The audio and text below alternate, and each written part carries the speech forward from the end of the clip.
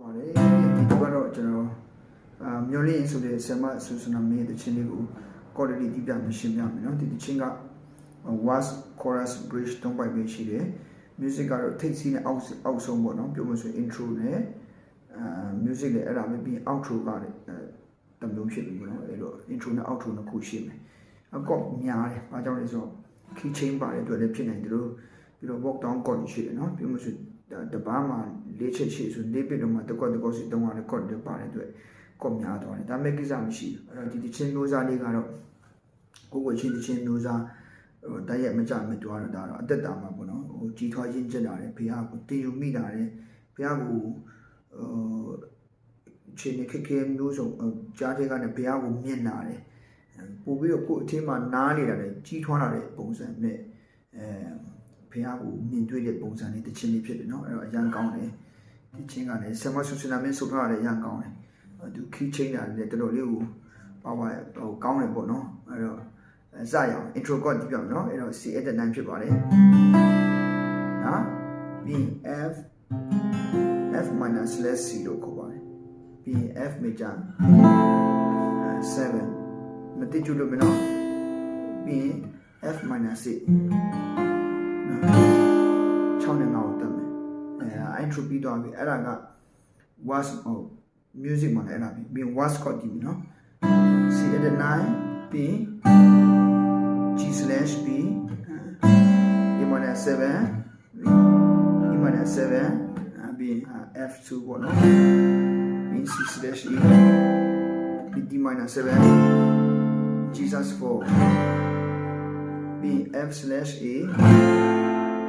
C/G B F/A G/B La was အကြော်လေး chorus ဝင်နေမှာတုံးတဲ့ chord လေးဖြစ်နော်အဲ့ဒါဆိုရင် was chord ကောင်းပါပြီ chorus chord ကထူးထူးမရှိဒီမှာ3 4မှာပေါ့ဒါဒါဒါဒါဒါဒါဒါE slash G sharp လို့ခေါ်တယ် passing chord ပေါ့ဒါဒါဒါဒီမှာပြီးဒါဒါ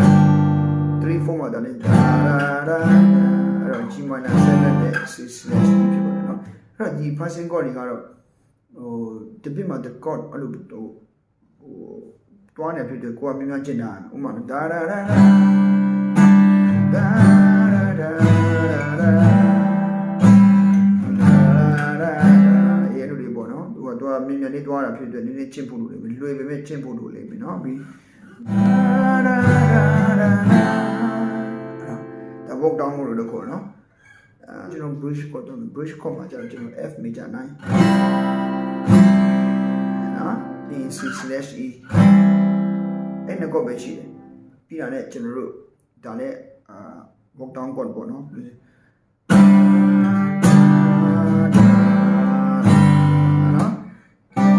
C at 9 G/B A minor 7 G/4 အဲ့လိုနော်အဲ့လိုလေဒီဘက်မှာတကောရှိသွားမယ်နော်အဲ့ဒါဆိုပြီးသွားပြီပြီးရင်ကျွန်တော်တို့ chorus key chain ပဲဒါဒါဒါဒါda da da da da E2 A/C sharp F sharp/A sharp B minor 7 A minor 7 D/F sharp နောက်ကော်လေးများda da da da da da da da G major 7 D/F sharp နောက်ပြီး E minor 7 A/4 ဒီကော်ဒီပါပဲเนาะဒီကော်ဒီပဲ chorus လေးပြီးသွားပြီเนาะဟုတ်ပြီပြီး ending လေးပေါ့เนาะဒါတော့ outro ကတော့ D2 เนาะC A/C sharp B minor 7 F sharp minor 7ပြီးရတယ်G major 7 D/F sharp E minor 7 A7 flat 9 1ဒီဒါဒီ2ဖြစ်ပါမယ်เนาะအဲ့တော့ကော့လီကများတယ်ဒါပေမဲ့နည်းနည်းစူးစမ်းရမယ်เนาะဘာလို့ဆိုတော့ကိုတီးမဲ့တချင်းတော့ကိုလည်းကောင်းကောင်းလေး သူများကောင်းကောင်းဖန်တီးထားတယ်ဖြစ်တယ်ကိုလည်းရအောင်တီးရအောင်ပဲ